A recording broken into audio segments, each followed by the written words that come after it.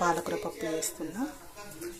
పాలకూర శనగపప్పు శనగపిండితో చేస్తున్నా. చూడండి ఎలానో.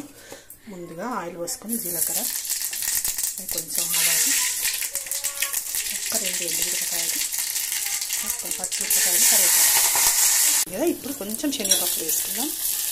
తర్వాత కొంచెం పసుపు వేసుకుందాం కదా. ఇప్పుడు పాలకూర వేసుకుందాం.